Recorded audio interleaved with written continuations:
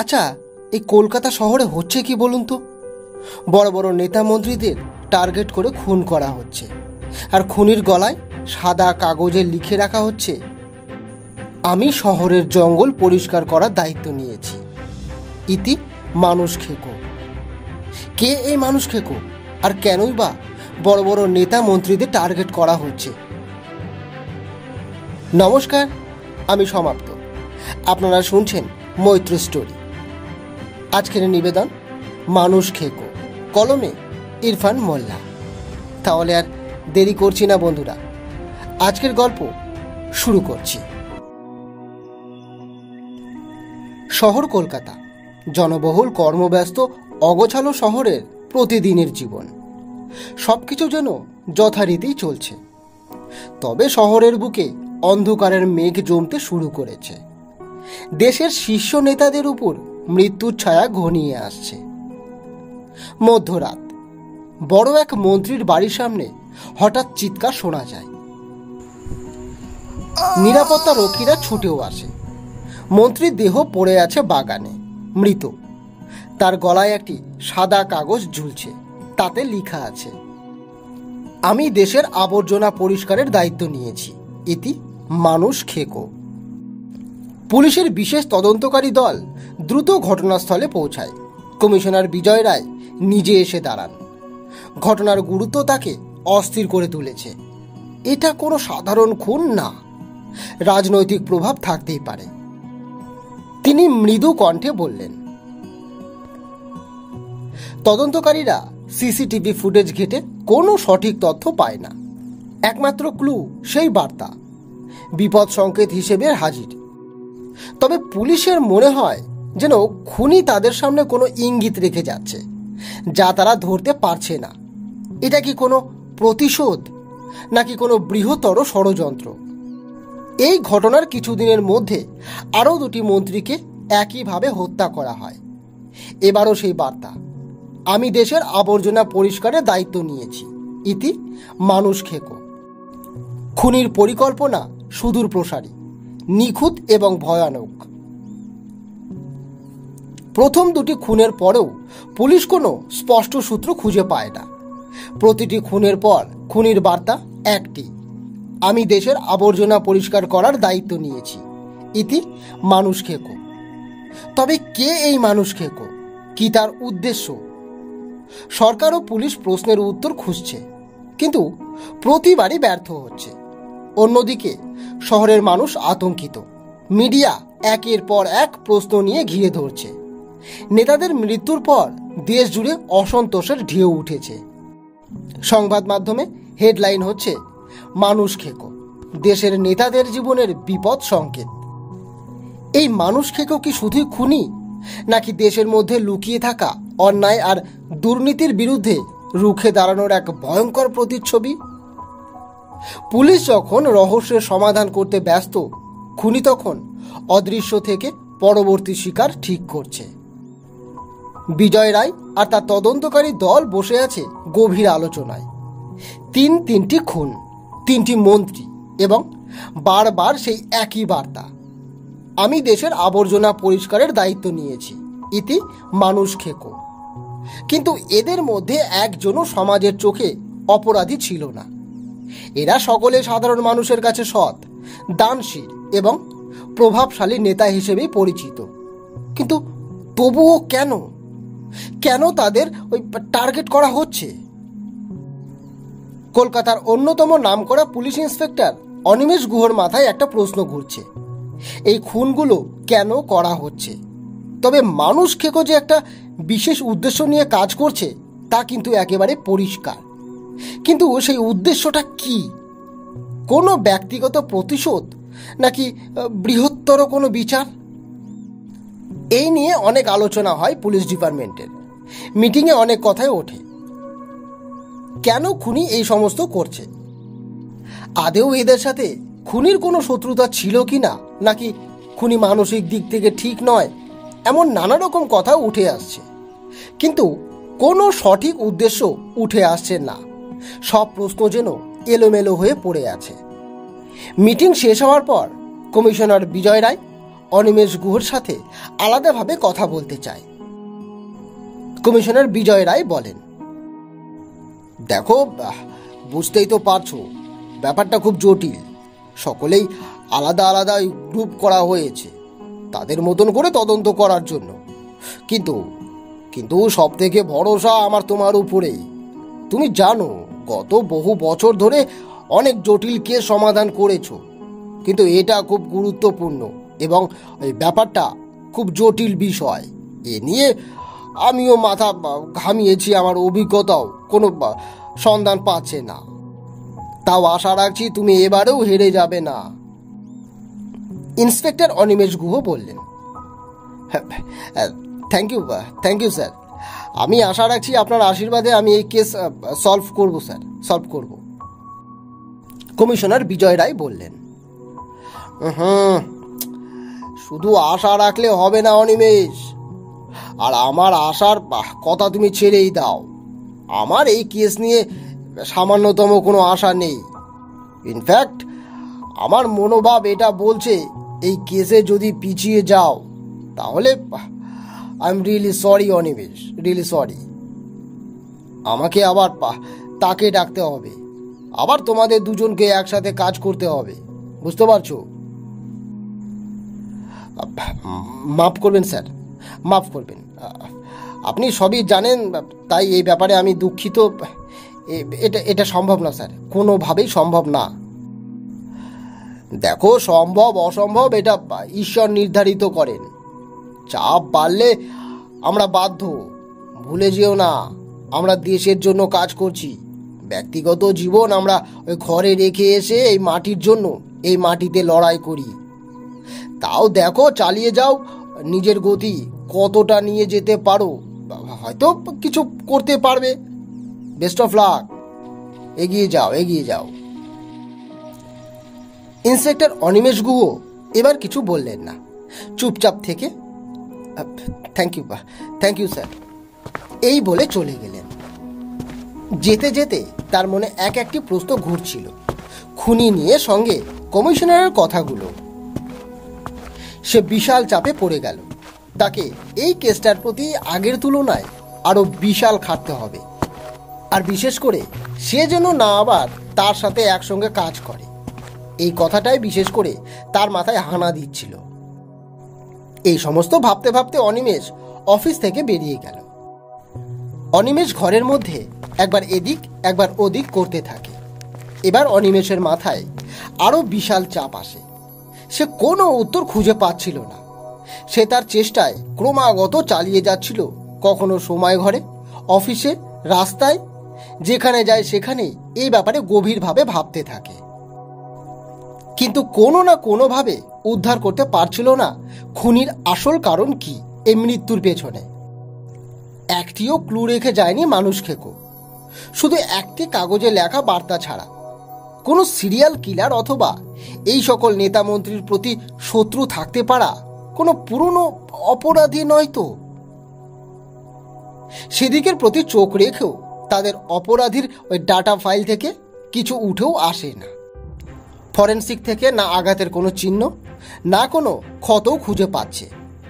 খুনটাও যে কিভাবে করা হয়েছে বা কিসের দ্বারা করা হয়েছে এ নিয়েও এখনো সঠিক রিপোর্ট আসছে না।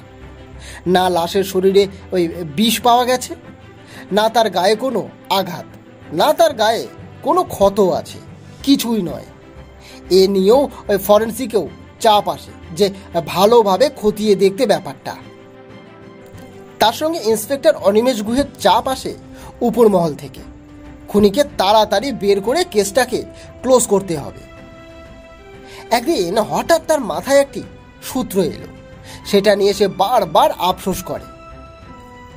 এটা নিয়ে সে আগে কেন ভাবেনি।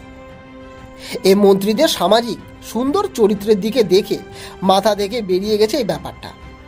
অনিমেষ সিদ্ধান্ত নিলেন খুন হওয়া মন্ত্রীদের ব্যক্তিগত জীবন নিয়ে আরো গভীর অনুসন্ধান করতে হবে। তাদের এই সৎ ব্যক্তিত্বের আড়ালে কি কিছু লুকোনো ছিল? দলটা গোপনে খোঁজ খবর নেওয়া শুরু করলো। কিছুদিনের মধ্যেই তদন্তের ভেতর থেকে অপ্রত্যাশিত সত্যগুলো বেরিয়ে আসে। প্রথম খুন, অর্থমন্ত্রী হরিশচন্দ্র মিত্র। যিনি প্রথম খুন হয়েছিলেন ছিলেন একদিকে সৎ রাজনীতিবিদ, কিন্তু তার একটি গোপন জীবন ছিল। তদন্তে উঠে আসে তিনি একটি স্থানীয় মাফিয়া গ্যাংয়ের সঙ্গে যুক্ত ছিলেন। বিভিন্ন বেআইনি ব্যবসায় তিনি সাহায্য করতেন এবং কিছু মানুষকে সরিয়ে দেওয়ার নির্দেশও তিনি দিয়েছিলেন। একসময় তার আদেশে একটি পরিবারের লোককে বীভৎসভাবে খুন করা হয়, যাদের কাছে এই নিয়ে অভিযোগ জানিয়েও কোনো বিচার পাওয়া যায়নি। দ্বিতীয় খুন, পরিবেশ মন্ত্রী, যিনি দ্বিতীয় শিকার। গোপনে স্মাগলারের সাথে তিনি যুক্ত ছিলেন। তিনি প্রায় ওই 1 দশক ধরে বড় বড় ব্যবসায়ীদের সঙ্গে হাত মিলিয়ে সীমান্ত পেরিয়ে অস্ত্র এবং নেশাদ্রব্য পাচার করতেন। আর তৃতীয় খুন, স্বাস্থ্যমন্ত্রী, তৃতীয় শিকার। সাধারণ মানুষের চোখে ছিলেন নিঃস্বার্থ একজন মানুষ, কিন্তু তদন্তে দেখা গেল তার বিরুদ্ধেও গোপনে একাধিক অভিযোগ জমা পড়েছিল। তিনি বহুদিন ধরে ধর্ষণ ও যৌন নিপীড়নের সঙ্গে যুক্ত ছিলেন। ক্ষমতার অপব্যবহার করে বহু নারীর জীবন তিনি ধ্বংস করেছেন। তবে প্রতিটি অভিযোগ মিথ্যা প্রমাণিত হয়েছে তার এই প্রভাবশালী ক্ষমতার কারণে। এবার পুলিশের সন্দেহ আরও দৃঢ় হলো। মানুষকে হয়তো প্রতিশোধ নিচ্ছে। সে এই নেতাদের গোপন অপরাধের শিকারদের পক্ষ থেকে ন্যায় বিচার আদায় করছে। কিন্তু সে এত নিখুঁতভাবে কিভাবে এগিয়ে চলেছে? তারপর 1 সপ্তাহ কেটে গেল। আবার কলকাতার বুকে আরও একটি খুন ঘটে গেল, কিন্তু এইবার কোনো নেতা মন্ত্রী নয়। এইবার একজন পুলিশ কর্মকর্তা, একজন উচ্চপদস্থ অফিসার, অরুণ পাল। তার গলায়ও সেই একই বার্তা ঝুলছে। তবে এবার তার পাশে একটা দেশলাই বাক্স পাওয়া যায়, যার ভেতরে একটা পুরনো ছবি। ছবিটা দেখে অনিমেষ অবাক হয়ে যায়। এটি সেই পরিবারের ছবি যারা একসময় অর্থমন্ত্রী হরিশচন্দ্র মিত্রের আদেশে খুন হয়েছিল। এবার সত্যটা আরও পরিষ্কার হয়ে ওঠে। মানুষকেও তাদের বিরুদ্ধে প্রতিশোধ নিচ্ছে, যারা সাধারণ মানুষের জীবনে ধ্বংস এনেছে। কিন্তু কেসটা এবার আরও জটিল হয়ে গেল। নেতা মন্ত্রীদের গোপন চরিত্রের ব্যাপারটা তো জানা গেল, কিন্তু অরুণ কি করেছিল? এও কি তাদের সঙ্গে জড়িত ছিল? না, প্রশ্নই ওঠে না। এ একসময় আমার অন্যতম কাছের বন্ধুদের মধ্যে একজন ছিল। এ কিভাবে কোনো খারাপ কিছুতে যুক্ত থাকতে পারে? এই নিয়ে অনিমেষ চিন্তিত হয়ে ভাবছিল। খুবই অবাক আর আর অসম্ভব লাগছিল তার কাছে এই পুরো ব্যাপারটাই। তার মনে একাধিক প্রশ্ন এবার ঝড়ের গতিতে ছুটছিল। এবার সে আরও জটিলতার সম্মুখীন হলো। একজন দায়িত্ববান পুলিশ অফিসার অরুণ, কিন্তু কিভাবে, কেন কেন? এমন সমস্ত প্রশ্ন অনিমেষের মাথায় ঘুরপাক খাচ্ছিল। জায়গাটাকে ভালোভাবে তদন্ত করার পরেও সেই আগের মতন একই অবস্থা। কোনো ক্লু রেখে যায়নি খুনি। এর ফলে অনিমেষ এক জটিল ধাঁধার মধ্যে পড়ে। তার মনে রাগ জমতে লাগলো, কারণ অরুণ একজন পুলিশ অফিসার এবং এক সময়কার কাছের বন্ধু। না, আমি এর শেষ দেখে ছাড়ব, নয়তো পুরনো যুদ্ধ ডেকে আনব। গভীরভাবে রাগান্বিত হয়ে বলে উঠল অনিমেষ, এবং সেও তার কর্মচারী লাশটিকে ফরেন্সিকে পাঠানোর ব্যবস্থাও করল। তারপর একাধিক প্রশ্ন, মায়া ও ক্রোধ নিয়ে সেখান থেকে চলে গেল সে। তদন্ত আরও এগিয়ে চলে। পুলিশ বারবার মানুষ খেকোর ধাক্কায় হিমশিম খাচ্ছে।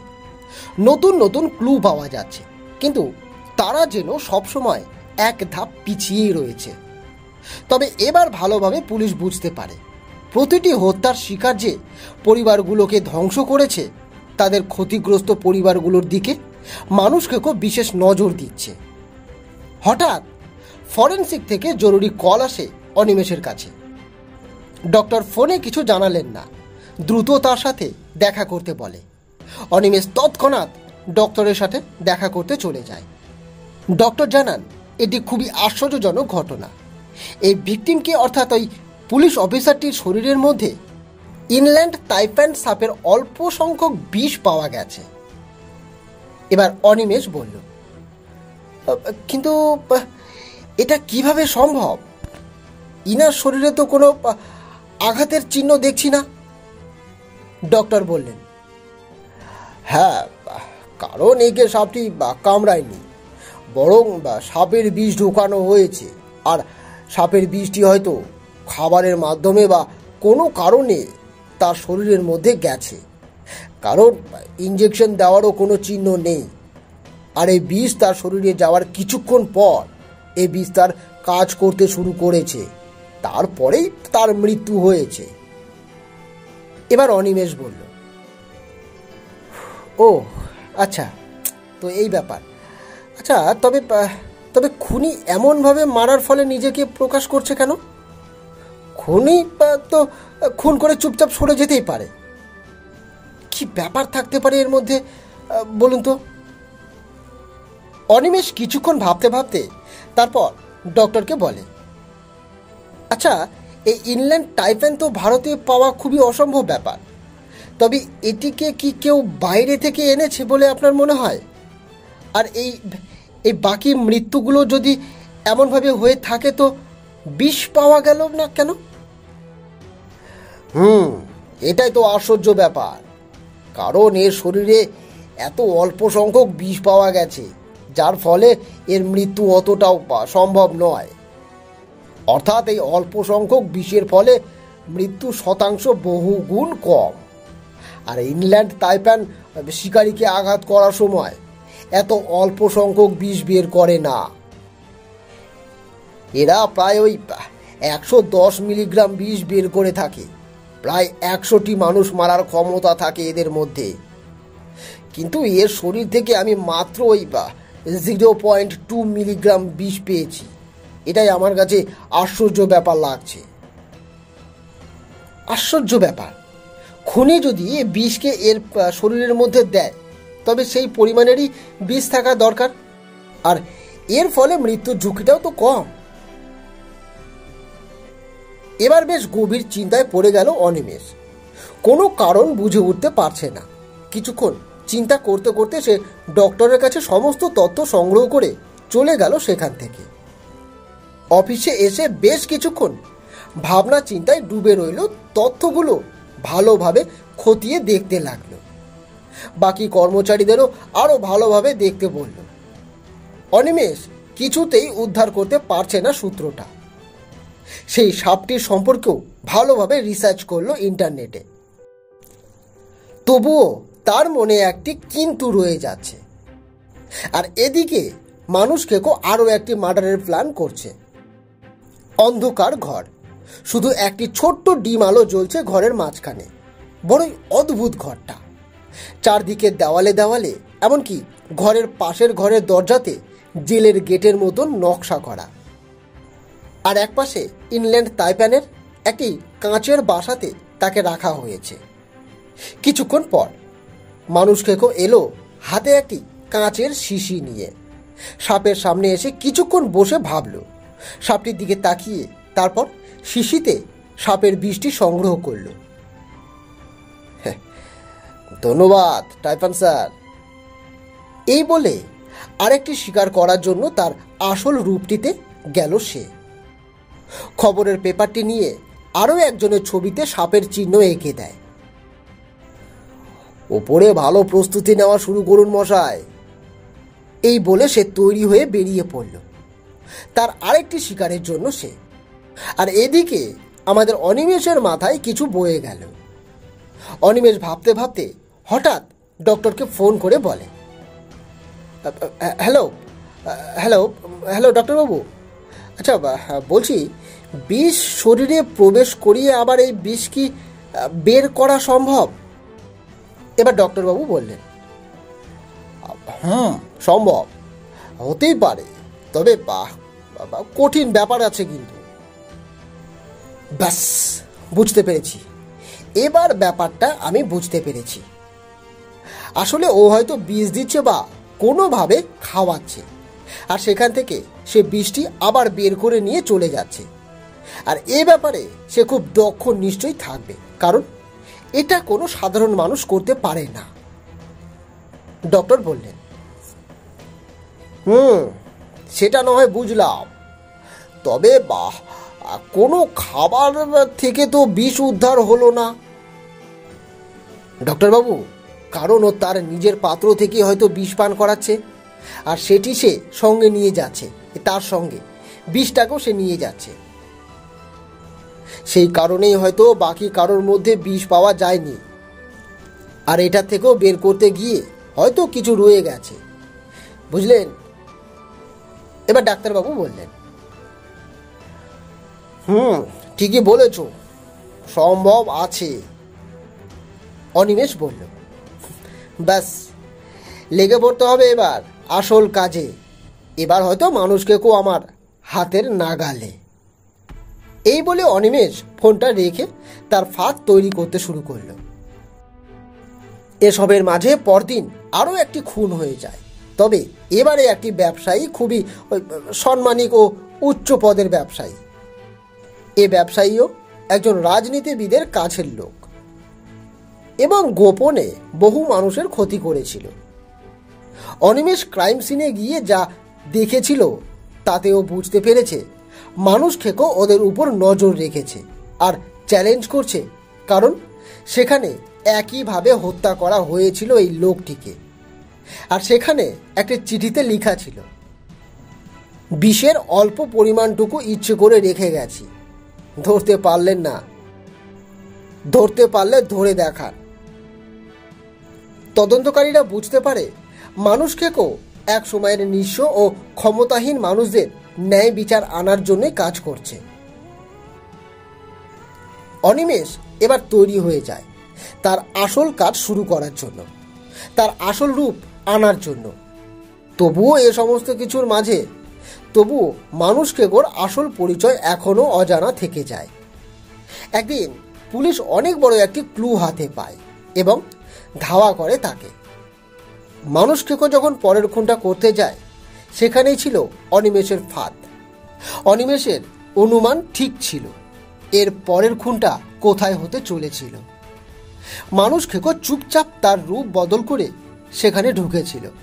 অনিমেষের কথা মতো মন্ত্রীটিকে সব প্ল্যান জানিয়ে রাখা হয়েছিল যে মানুষ খেকো আসলেই তার জামার বোতামে থাকা বাটনটা টিপে দিলে মন্ত্রীর বাড়ির চারিদিকে গোপনে পুলিশের গাড়ি লাগানোই ছিল। যখনই মন্ত্রীর উপর হামলা চালানো হয়, মন্ত্রী সে বাটনটা টিপে দেয়। তখনই তাড়াতাড়ি অনিমেষ ও তার টিম সেখানে পৌঁছে যায়। এ সব কিছু মানুষ খেকো আগেই টের পেয়ে যায়। সেখান থেকে দ্রুত সে পালিয়েও যায়। সেই সন্ধ্যায় শহর জুড়ে উত্তেজনা। মানুষ খেকোকে ধরা মাত্রই শহর যেন তাকে দেখতে মুফিয়ে আসে। পুলিশ তার পিছু ছুটতে থাকে। সকল পুলিশ গাড়ি নিয়ে ধাওয়া করে, কিন্তু ঠিক তখনই আশ্চর্যজনক কিছু ঘটে যায়। মানুষ খেকো একটি অদ্ভুত আকারের আর্টিফিশিয়াল বাইক আপনা আপনি চলে আসে। সেটি সে চালু করে পালায়। তার স্পিড, দক্ষতা এবং প্রযুক্তিগত চালচলন দেখে পুলিশ হতভম্ব হয়ে যায়। অনিমেষ এবং তার দল বাইক নিয়ে তাকে ধাওয়া করলেও সে যেন বাতাসের মতন উধাও হয়ে যায়। বাইকের কোনো নাম্বার পর্যন্ত ছিল না। বাইকটি এমন অদ্ভুত মডার্ন ছিল যেন সেটি সে নিজে তৈরি করে রেখেছিল। বাইকটি এক নিমিষে উধাও হয়ে যায়। আর তার আসল মুখ, সেটা ধরা তো দূরে থাক, কেউ তার মুখের আকৃতিও বুঝতে পারেনি। মানুষ খেকো আবার অদৃশ্য হয়, তবে তার বার্তা আরও শক্তিশালীভাবে প্রতিধ্বনিত হয়, আমি দেশের আবর্জনা পরিষ্কারের দায়িত্ব নিয়েছি। সঙ্গে মন্ত্রীটির বাড়িতে ফেলে রেখে যাওয়া একটি টেবিলে লিখে রাখা ছিল, এত চেষ্টা করেও ধরতে পারলেন না, খুবই লজ্জার বিষয়। নিজে থেকেই সব প্ল্যান জেনে আমি এখানে এসেছিলাম, আর আপনারা কিচ্ছু করতে পারলেন না। ইস, আচ্ছা ঠিক আছে, অসুবিধে নেই, পরের বার দেখা হবে বন্ধু।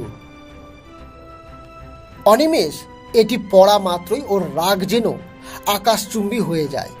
ওর কাছে যেন এই কেস ব্যক্তিগত হয়ে যায়, আর মানুষ খেকো ওর ব্যক্তিগত শত্রুর মতন রূপ নাই ওর চোখের সামনে। আর পুলিশরাও বুঝে যায় যতই কাছে আসুক না কেন, তাকে ধরা সহজ হবে না। তার উদ্দেশ্য এখন আরও রহস্যময়, আর তার পরবর্তী আঘাত কোথায় পড়বে সেটাও অজানা। পরের দিন অনিমেষ ও অন্যতম দক্ষ পুলিশদের ডাকা হয়। আরও ভালোভাবে প্ল্যান তৈরি করার জন্য মিটিংও করা হয়। এবারে ব্যাপারটা খুবই সিরিয়াস হয়ে যায়। সেখানে কমিশনার বিজয় রায়ও উপস্থিত ছিলেন। অনেকক্ষণ অনেক কথাবার্তা আলোচনা হয়, তবে কমিশনার ও অনিমেষ খুব একটা কথা বলছিলেন না। এর মধ্যে অনিমেষ যখন কিছু বলতেই যায়, তখনই, আমি আসতে পারি স্যার? একটি পরিচিত কণ্ঠ ভেসে আসে অফিসে। সকলে ঘুরে দেখে। অনিমেষ দেখে তো অবাক হয়। ও একটু মনের মধ্যেই রাগ আসে তার। এখানে কি করছে স্যার? রাগ দমিয়ে নিঃশব্দে কথাটা বলে অনিমেষ। ওকে আমি ডেকেছি। মনে করো তোমাকে আগে কিছু আমি বলে দিয়েছিলাম। এবারে কি কিছু বলতে চাও? অনিমেষ মাথা নিচু করে রইল, কিছু বলল না। চুপ করে কিছুক্ষণ পর বলল, স্যার আপনি আপনি যা বলবেন এটা আমার ডিউটি, আমাকে করতেই হবে। It's all everything okay sir. হ্যাঁ, সত্যি সমস্ত কিছু ওকে তো, নাকি কিছু খুঁত পড়ে আছে? সেখান থেকে আবার কণ্ঠটি ভেসে এলো। আরে আরে বসো প্লিজ, বসো। Compromise the situation. বসো বসো বসো, বেশি কিছু বলো না। It's okay sir, it's okay, no problem. ওই একটু আধটু মুখে লঙ্কা পড়ে গেলে আর it's everything fine sir, fine. Meet আছে, মিট। আপনারা অনেকেই চেনেন, আবার যারা চেনেন না তাদেরকেও চিনিয়ে দিই। এই যে আপনাদের বলছি, আপনারা অনেকেই চেনেন, আর যারা চেনেন না তাদেরকেও চিনিয়ে দিই। আপনারা তো শুনেই থাকবেন, বিখ্যাত নাম্বার 1 ডন বসাদি বোল্ট এই শহরের, তাকে আর যে এই ইনকাউন্টার করেছে। এই কথাটি শুনে সব পুলিশ অবাক হয়ে যায়, তার দিকে ঘুরতে থাকে। কিন্তু অনিমেষ চুপচাপ এড়িয়ে দেয়। সে আগে থেকেই সব কথা জানতো। শুধু বসাদি বোল্ট নয়, আরও এমন অপরাধীদের ভালোভাবে শায়েস্তা করেছে ও। অনেকের ইনকাউন্টারও করেছে, আর অনেকের হয়তো লাশও নিজেই গোপন করে দিয়েছে। এসব অভিযোগের কারণেই ওর ট্রান্সফারটা হয়েছিল, আর নিচে পোস্ট করে দেওয়া হয়েছিল। যাই হোক, পুরনো কথা ভুলে যাই আমরা, আসল কথায় আসি। আর যে স্পেশালি তোমাদের সাথে কাজ করবে, আর ও তোমাদের সিনিয়র, এমনকি অনিমেষেরও। এ কথা শোনা মাত্রই ঘুরে তাকায় অনিমেষ। মানুষ খেকোকে ধরার জন্য আমাদেরকে আলাদা রকমভাবে একটা কাজ করতে হবে। তোমাদের লিড করবে আর যে, তোমাদের আলাদা গ্রুপও করে দেওয়া হবে। বাকি সমস্ত প্ল্যান আর যেকে বলা আছে, ওর কথা মতোই এই টিম চলবে এবার থেকে। আচ্ছা, কারো কোনো অসুবিধে নেই তো? থাকবার কথাও নয়। ওকে, নো প্রবলেম। এবার আসতে পারো সবাই। সবাই চলে যাওয়ার পর অনিমেষ চুপচাপ বসে রইল। কমিশনার এসে বলল, দেখো অনিমেষ, তুমি সবই দেখেছো, সবই জানো ও বোঝো। আমাদের এটি ডিউটি, আমাদের কিছু না কিছু তো করতে হবে। আমার দৃঢ় বিশ্বাস, তোমরা এবার একসাথে কাজ করলে এই কেস তাড়াতাড়ি সমাধান হতে পারবে। আরও একবার বলছি, সেটা আমার দৃঢ় বিশ্বাস, বুঝলে অনিমেষ? ঠিক আছে, অসুবিধে নেই স্যার। আমি সব বুঝতে পেরেছি স্যার। আমার কোনো অসুবিধে নেই। আমি রাজি আছি স্যার, রাজি আছি। বাহ, good job my boy, good job, all the best. Commissioner হালকা হেসে অনিমেষের কাঁধে হাত দিয়ে কথাটি বলে চলে গেল। কমিশনার যাওয়ার পর অনিমেষ অনেকক্ষণ ধরে কিছু ভাবছিল। তার মধ্যেই সেই কণ্ঠস্বরটি ভেসে এলো। এত বেশি ভেবে লাভ নেই অনিমেষ, এই কেসের মোড় এবার ঘুরবে। আর যে দরজার সামনে এসে কথাটি বলে চলে গেল। অনিমেষ ঘুরে তাকাতে দেখলো আর যে নেই। নাও, জানি এবার এর অনেক কিছু শুরু হবে, এবার আর শান্তিতে থাকতে দেবে না, তা আমি জানি। অনিমেষ কথাটি বলে কিছুক্ষণ এদিক ওদিক করে ভাবতে ভাবতে ওর মাথায় কিছু খেলে গেল। তখনই সে সেখান থেকে বেরিয়ে গেল। নেই কোনো স্পষ্ট ক্লু আমাদের হাতে, কোনো সাপের কামড়ের চিহ্ন পাওয়া যায়নি, এমনকি কোনো খাবারে বিষও পাওয়া যায়নি। তাছাড়া এই সাপ তো এখানে সাধারণত পাওয়া যায় না। তবে এটা নিশ্চিতভাবে কোনো সাধারণ হত্যাকাণ্ড নয়। মানুষ খেকো প্রতিবারের মতোই এমন কিছু ব্যবহার করেছে যা আমাদের মাথায় আসে না। অনিমেষ তার ঘরে পায়চারি দিতে দিতে ফোনে কথাগুলো বলছিল। ফোনের অপর প্রান্তে ডক্টর মাথা নেড়ে বললেন, ঠিকই বলেছ, এমন কোনো পদ্ধতি সে ব্যবহার করছে যা অত্যন্ত সূক্ষ্ম। এমনভাবে সাপের বিষ দিয়ে মৃত্যু ঘটানো সহজ ব্যাপার নয়। বিশেষ করে ইনল্যান্ড তাইপ্যানের বিষ, যা পৃথিবীর অন্যতম বিষাক্ত সাপের মধ্যে পড়ে। এটি ব্যবহারের জন্য তার জ্ঞানের গভীরতর অনেক বেশি হতে হবে। অনিমেষ হতবাক হয়ে তাকিয়ে থাকে। এই রহস্যের জট যেন ক্রমশই বাড়ছে। আমাদের তাহলে বুঝতে হবে মানুষ খেকো শুধুমাত্র হত্যাকারী নয়, তার পশু এবং বিষাক্ত প্রাণীর সম্বন্ধে বিশেষ জ্ঞান আছে। সে হয়তো পশু ডাক্তার বা এমন কোনো ব্যক্তি যিনি বন্য প্রাণী বা বিষের উপর গবেষণা করছেন। অনিমেষ দ্রুত আর্যের সাথে যোগাযোগ করে। সে বাধ্য, কিন্তু কিছু তো করার নেই। এই কেসের ক্ষেত্রে অনিমেষকে অতীত ভুলে কাজটি করতেই হবে। তাই সে আর্যের কাছে গেল। বলছি, আমরা হয়তো একটা ক্লু পেয়েছি আর্যে। এই হত্যাকারী পশু বা বিষাক্ত প্রাণীর উপর বিশেষজ্ঞ হতে পারে। আমাদের এই দিকটা নিয়ে আরো তদন্ত করতে হবে। আর আর্যে জিজ্ঞেস করলেন, তুমি কি মনে করো এটা কোনো ফরেস্ট ডিপার্টমেন্টের কর্মী হতে পারে, কিংবা কোনো পশু বিশেষজ্ঞ? হয়তো, অনিমেষ বললেন। কিন্তু এত জটিল পদ্ধতি ব্যবহার করে হত্যাকাণ্ড ঘটানো এবং প্রতিবারই কোনো প্রাণীর মাধ্যমে হত্যার আদল দেওয়া, এটা অত্যন্ত অত্যন্ত সুচারুভাবে পরিকল্পিত। তারপর দুজনে তদন্ত শুরু করে। বন বিভাগের কর্মীদের খোঁজ খবর নেওয়া হয়।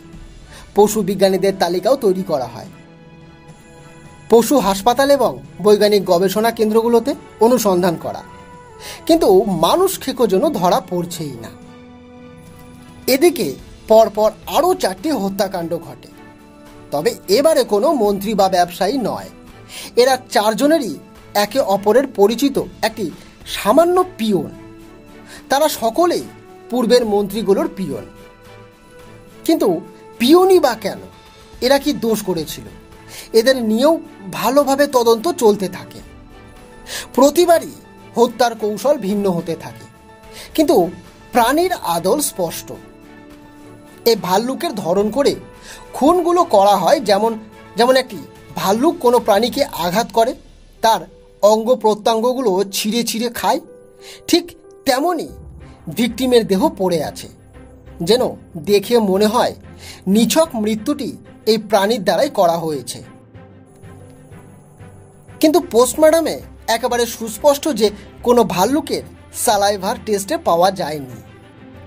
ফরেনসিকে গবেষণা চলতে থাকে যে এই খুনটি যদি ভাল্লুকের দ্বারা না হয় তবে কি অস্ত্র বা কিভাবে করা হয়। একদিন আর্যে গোপনে তদন্ত করতে করতে একটি বন বিভাগ অঞ্চলে পৌঁছায়। সেখানে তার অনুমান মানুষ খেকোর আসল বাসভূমি রয়েছে। আর্যে একটি দোকানে যায়। দোকানদার বলে, কি লাগবে দাদা? আর্যের শান্তি, নেশাদ্রব্য জিনিস। খাওয়ার অভ্যেস আগাগোড়া থেকে।